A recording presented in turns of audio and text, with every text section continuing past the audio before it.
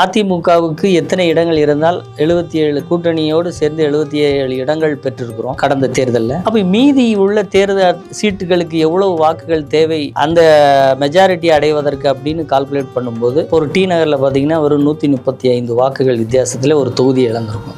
இப்படி லீஸ்ட் தோற்பதில் மிக குறைவான வாக்குகளில் தோற்ற மெஜாரிட்டிக்கு தேவையான தொகுதிகளை எடுத்து பார்த்தீர்கள்னா ஒரு 1,83,000 84,000 வாக்குகள் தான் இந்த ஆட்சி மாற்றத்திற்கு காரணம். அதனால அந்த அடிப்படையில் திமுக இன்றைக்கு அவர்கள் கொடுத்த வாக்குறுதிகளை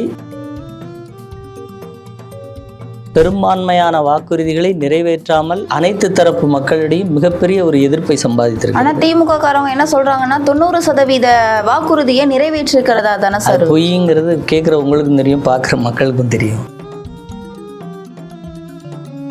இப்படி சொல்கிறாங்கன்னு சொல்கிறீங்க. அப்படிப்பட்ட மக்கள் தமிழ்நாட்டில் இருக்கிற மாதிரி எனக்கு தோணலை. நீங்கள் சொல்கிற மாதிரி அதிமுக கூட்டணி வீக்காக இருக்கு இல்லை பலகீனமாக இருக்குன்னு சொல்கிறதுக்கான மக்கள் எனக்கு தெரிஞ்சு இங்கே இல்லை. அதற்கு ஒரு மிகச்சிறந்த உதாரணம், இந்த கிளாம்பாக்கத்தில் ஒரு நாளைக்கு முன்னாடி பேருந்து தட்டுப்பாட்டின் போது அங்கே இருந்த மக்கள் சொன்ன செய்தி, எடப்பாடியார் ஆட்சி எவ்வளவோ பரவாயில்லாமல் இருந்தது அப்படிங்கிறது தான்.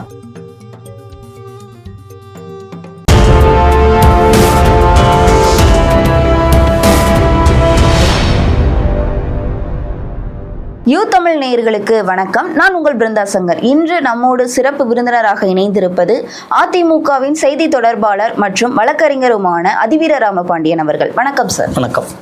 2026 சட்டமன்ற தேர்தலுக்கு குறுகிய கால இடைவெளி தான் இருக்கு. யாருடைய கூட்டணிலாம் வலுவா இருக்குது, எந்தெந்த கட்சிக்காரர்கள்லாம் தேர்தலுக்கு ஏற்பாடுகள் செய்யப்பட்டிருக்குதுன்னு நீங்க நினைக்கிறீங்க? அதிமுகவினுடைய கூட்டணி மிகப்பெரிய கூட்டணியாக இருக்குன்னு நாங்கள் சொல்றோம். அதிமுக எங்களுடைய களப்பணிகளை மிகச்சிறப்பாக 2026 தேர்தலை நோக்கி மிகச்சிறப்பாக செஞ்சிட்ருக்கோம். ஏன் அப்படி சொல்கிறோம் அப்படின்னு பார்த்தீங்கன்னா, அதிமுகவுக்கும் திமுகவுக்குமான இந்த ஆட்சி மாற்றம் கடந்த தேர்தலை சொல்கிறோம். 2021 நடந்த தேர்தலில் வாக்கு வித்தியாசம் அப்படின்னு பார்க்குறத விட மெஜாரிட்டி ஒரு அரசு அமைப்பதற்கு எவ்வளவு இடங்கள் தேவை, அதிமுகவுக்கு எத்தனை இடங்கள் இருந்தால் 77 கூட்டணியோடு சேர்ந்து 77 இடங்கள் பெற்றிருக்கிறோம் கடந்த தேர்தலில். அப்போ மீதி உள்ள தேர்தல் சீட்டுகளுக்கு எவ்வளவு வாக்குகள் தேவை அந்த மெஜாரிட்டி அடைவதற்கு அப்படின்னு கால்குலேட் பண்ணும்போது ஒரு டி நகரில் பார்த்திங்கன்னா ஒரு 135 வாக்குகள் வித்தியாசத்தில் ஒரு தொகுதி இழந்திருக்கும். இப்படி லீஸ்ட் தோற்பதில் மிக குறைவான வாக்குகளில் தோற்ற மெஜாரிட்டிக்கு தேவையான தொகுதிகளை எடுத்து பார்த்தீர்கள்னா ஒரு 1,83,000 84,000 வாக்குகள் தான் இந்த ஆட்சி மாற்றத்திற்கு காரணம். அதனால் அந்த அடிப்படையில் திமுக இன்றைக்கு அவர்கள் கொடுத்த வாக்குறுதிகளை பெரும்பான்மையான வாக்குறுதிகளை நிறைவேற்றாமல் அனைத்து தரப்பு மக்களிடையும் மிகப்பெரிய ஒரு எதிர்ப்பை சம்பாதித்திருக்கு. ஆனால் திமுக காரங்க என்ன சொல்றாங்கன்னா 90% வாக்குறுதியை நிறைவேற்றிருக்கிறதா தானே சார்? பொய்ங்கிறது கேட்குற உங்களுக்கும் தெரியும், பார்க்குற மக்களுக்கும் தெரியும். ஏன்னா இதெல்லாம் அவங்க சொல்லுவாங்க. பட் அதாவது ஒரு 1000 ரூபாய் கொடுத்து விட்டோம் அப்படின்னு ஒரு மீட்டிங்கில் ஒரு திமுக நண்பர் பேசும்போது அங்கே இருந்த ஒரு முதியவர் இந்த 1000 ரூபாயை வச்சு என்னப்பா பண்ண முடியும், ஒரு நாள் கூட நகர்த்த முடியலன்னு சொன்னாங்க. ஆனால் இந்த 1000 ரூபாய் தருகிறோம் என்று சொன்னபோது அதிமுக ஆட்சி நடந்து கொண்டிருந்தது. தேர்தல் வாக்குறுதியாக திமுக கொடுத்தார்கள். 1000 ரூபாய்க்கு அத்தனை மதிப்பு இருந்தது. நான் ரூபாயோட மதிப்பு சொல்கிறேன். திமுக 2.5 வருடம் கழித்து அந்த 1000 ரூபாயை கொடுக்குற போது அந்த 1000 ரூபாயை வைத்து 2 நாட்கள் கூட நகர்த்த முடியவில்லை என்று அந்த முதியோர் சொல்கிறாங்கன்னா, அப்போது இந்த 1000 ரூபாய் கொடுப்பதற்கு முன்னால் நீங்கள் அனைத்து பொருட்களின் விலைவாசியையும் ஒரு மாநிலத்தில் தமிழ்நாட்டில் ஒரு குடும்பம் அல்லது ஒரு மனிதன் வாழ்வதற்கான வாழ்வாதார செலவு மிகப்பெரிய உச்சத்திற்கு சென்ற போது நீங்கள் கொடுத்த 1000 ரூபாய் ஒரு நாளைக்கு கூட 2 நாளைக்கு கூட வரவில்லைன்னு சொல்கிறாங்க இல்லையா? இப்போ இப்படி திமுகவின் அரசாங்கம் கடந்த 4.5 ஆண்டுகளாக மக்கள் மீது திணித்திருக்கிற வெறுப்பு, இப்படி இதையெல்லாம் எடுத்து பார்க்கிற போது அதிமுக இன்றைக்கு வெற்றி பெறுவதற்கான அனைத்து சாத்தியக்கூறுகளோடும் எங்களுடைய களப்பணிகளை மிகச்சிறப்பாக செஞ்சுட்டு வரோம். அதனால் தேர்தலில் யார் எந்த கூட்டணி சரியாக இருக்குது அப்படின்னு கேட்டிங்கன்னா அதிமுக கூட்டணி மிகச்சரியாக இருக்கிறது அப்படிங்கிறது தான் என்னோட பதில். ஆனால் மெகா கூட்டணி அமைப்போம் அப்படின்னு சொல்லிட்டு இபிஎஸ் அவர்கள் சொல்லியிருந்தாங்க. ஆனால் மெகா கூட்டணிக்கான அமைப்பு இருக்கா அப்படின்னு பார்த்தா மக்கள் என்ன சொல்கிறாங்கன்னா அந்த அளவுக்கு அமைப்பு இல்லை, பிஜேபியோட கூட்டணி சேர்ந்திருக்காங்க, அதுவும் பல தவறுகள் அதிமுக ஆட்சியில் இருந்த பல தவறுகளை மறைக்கிறதுக்காக தான் இந்த மாதிரியான கூட்டணி வந்து சேர்க்கப்பட்டிருக்கு அப்படின்னு சொல்றாங்க. ஏன்னா இப்போ வந்து தாவேகாவை அழைப்பு விடுத்தாங்க, அவங்க சைட்ல இருந்து எந்த பதிலும் வரல. பாமகவை அழைப்பு விடுத்தாங்க, அவங்களும் வந்து சரியான முடிவுகள் எதையுமே சொல்லல. அப்படின்ற பட்சத்துல வந்து இவங்களுடைய கூட்டணி இன்னும் வந்து ஸ்ட்ராங்கா இல்ல அப்படின்ற ஒரு குற்றச்சாட்டை தானே சார் முன்வைக்கிறாங்க. ஏன்னா திமுக கூட்டணி ரொம்பவே வலுவா இருக்கு, எந்த ஒரு பிளவும் ஏற்படல. திமுக கூட்டணியில இணையறதுக்கு இப்ப கமல் அவர்கள் இணைஞ்சாங்க, இப்ப ராஜ்யசபா சீட் கிடைச்சிருச்சு. தேமுதிகவும் இணைய வாய்ப்பு இருக்குன்னு சொல்றாங்க. ஏன்னா தேமுதிகவுக்கு இந்த வருடம் ராஜ்யசபா சீட்டு இல்லைன்னு சொல்லியிருக்காங்க, அடுத்த வருடம் தான் ஸோ அந்த கூட்டணியும் இணையறதுக்கு வாய்ப்பு இருக்கு அப்படின்ற மாதிரியான பல குற்றச்சாட்டுகள் வந்து இருக்குதே சார் அதிமுக. இல்லை, மிகப்பெரிய கேள்வியாக வச்சுருக்கீங்க, ஒன்றா போவோம். இப்போ வந்து மக்கள் இப்படி விரும்புகிறாங்க, இப்படி சொல்கிறாங்கன்னு சொல்கிறீங்க. அப்படிப்பட்ட மக்கள் தமிழ்நாட்டில் இருக்கிற மாதிரி எனக்கு தோணலை. நீங்கள் சொல்கிற மாதிரி அதிமுக கூட்டணி வீக்காக இருக்குது, இல்லை பலகீனமாக இருக்குதுன்னு சொல்கிறதுக்கான மக்கள் எனக்கு தெரிஞ்சு இங்கே இல்லை.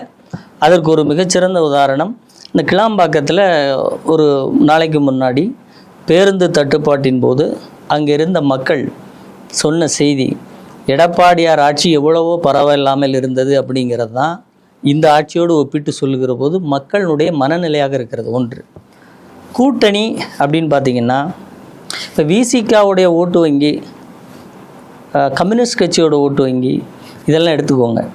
அவர்கள் எத்தனை சதவீதம் வைத்திருக்கிறார்கள் அப்படின்னு பாருங்கள். திமுக எவ்வளவு சதவீதம் வைத்திருக்கிறது அப்படின்னு பாருங்கள். நான் ஆட்சி மாற்றத்துக்கான வாக்குகளை சொன்னேன். அந்த ஆன்டி இன்கம்பன்சியை இன்றைக்கு எதிர்த்து நிற்கக்கூடிய மக்களுடைய மனநிலை, இதையெல்லாம் நீங்கள் பார்த்தீங்கன்னா அதிமுக கூட்டணி மிக தெளிவாக இருக்கிறது, வெற்றியை நோக்கி இருக்கிறது அப்படிங்கிறது எல்லோருக்கும் தெரிந்த விஷயம். இது எல்லோருக்கும் நான் சொல்கிறேன்னா, ஒரு ஐஏஎஸ் அதிகாரி சொல்கிறார் இந்த ஆட்சி சரியில்லைன்னு, சகாயம் எனக்கு பாதுகாப்பு இல்லை என்று சொல்கிறார். ஒரு தினசரி வருவாயை நம்பி இருக்கிற ஒரு முதியவர் சொல்கிறார் இந்த ஆட்சியில் நீங்கள் கொடுக்குற 1000 ரூபாய் வைத்து நான் எதுவும் செய்ய முடியவில்லை என்று சொல்கிறார். இன்னும் ஒரு முதியவர் தன்னுடைய காலணியை கழட்டி தன்னுடைய எதிர்ப்பை தெரிவிக்கக்கூடிய நிலையில் இருக்கிறது. இப்படி தான் ஒவ்வொரு மக்களும் தங்களுடைய எதிர்ப்பை காமிச்சிக்கிட்டு இருக்காங்க.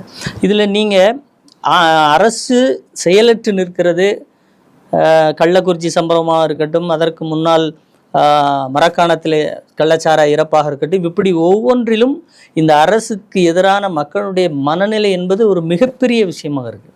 அதை நீங்கள் வந்து திமுகவில் பார்த்தீங்களா, கூட்டணி உடையலைன்னு சொல்கிறீங்க இல்லையா, இதுவே ஜனநாயக அரசியலில் ஒரு மிகப்பெரிய தீங்கு அப்படின்னு சொல்கிறேன்.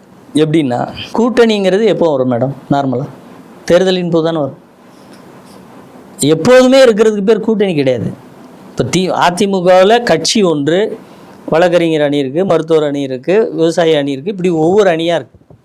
அப்போ திமுகவில் இந்த கட்சிகளெல்லாம் அணியாக மாறிவிட்டன அப்படின்னு வேணால் நீங்கள் சொல்லி பெருமைப்படலாமே ஒழிய, தமிழகத்தில் ஒரு அரசியல் இயக்கமாக இருக்க வேண்டும் என்று சொன்னால் தேர்தல் காலத்தில் கூட்டு சேர்வதும், பிறகு அந்த அரசினுடைய தவறை கண்டித்து மக்களுடைய நலனை நோக்கி விமர்சித்து தங்கள் அரசியல் பணியை ஆற்ற வேண்டும். திமுகவோடு இருக்கிற கட்சிகள் அதிகார ஆதாயத்திற்காக மக்களினுடைய நலனை குழி தோண்டி புதைத்து கொண்டிருக்கிற என்கின்ற விமர்சனம் தான் வரணுமே ஒழிய, பார்த்தீங்களா அவங்க ஸ்ட்ராங்காக இருக்காங்க, பார்த்தீங்களா அது பெருசாக ரொம்ப கட்டியாக இருக்காங்க, அதுக்கு பேர் அப்படி இல்லையே, அது யதார்த்தம் இல்லையே.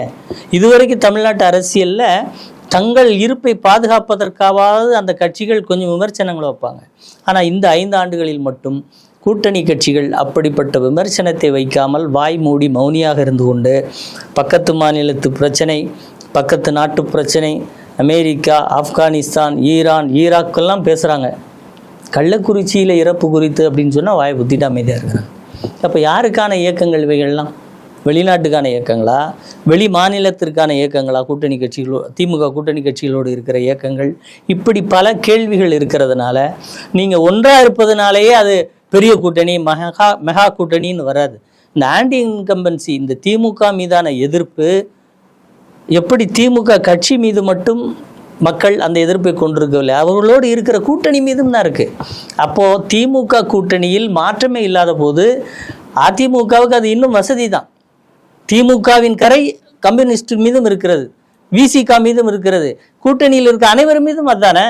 எந்த மாற்று கருத்தையும் சொல்லாமல் திமுகவின் 1000 ரூபாய் ஆமாம் கொடுத்தது போதும், 2 வருஷம் கழிச்சு கொடுத்தாங்க மகிழ்ச்சி, விலைவாசி ஏற்றம் பரவாயில்ல, முத்திரை கட்டணம் உயர்வு பரவாயில்ல அப்படின்னு தானே இருக்காங்க. அப்போ இது அனைத்துமே கூட்டணியாக 5 பேர் இருந்து தவறு செய்தால் அந்த தவறை மன்னிச்சிடுவாங்களா? இல்லை 5 பேர் தொடர்ந்து மக்கள் விரோத செயலை செய்து கொண்டே இருந்தால் அது பெரிய கூட்டணி ஆயிருமா?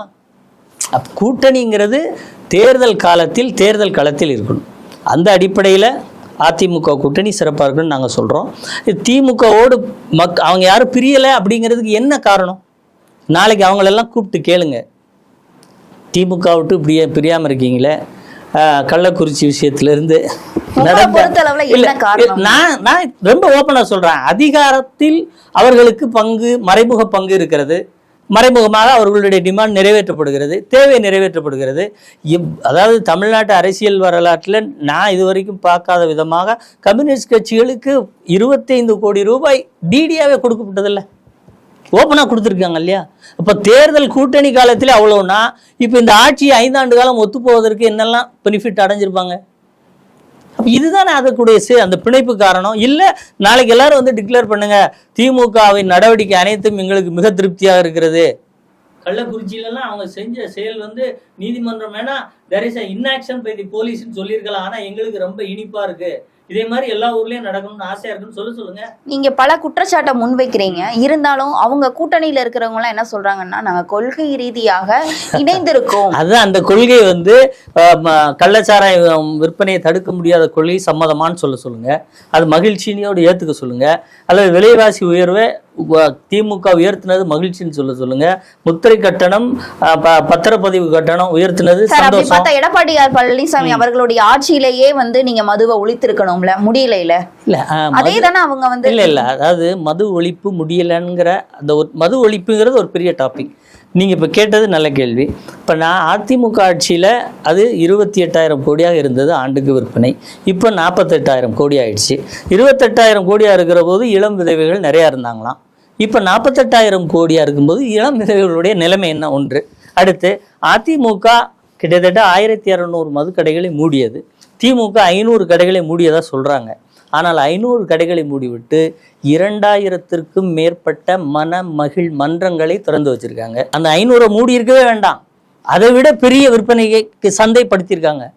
அதற்கப்புறம் அந்த லைசன்ஸ் கொடுக்கறது, ஒவ்வொரு லாட்ஜஸ்க்கு லைசன்ஸ் கொடுக்கறதுலையும் நிறைய தளர்வுகளை ஏற்படுத்தி சின்ன சின்ன விடுதிகளுக்கு கூட மதுபான லைசன்ஸ் கொடுக்கக்கூடிய நிலையை இன்னைக்கு உண்டாக்கியிருக்காங்க. விளையாட்டு அரங்களுக்குள் மதுவை கொண்டு வந்திருக்காங்க.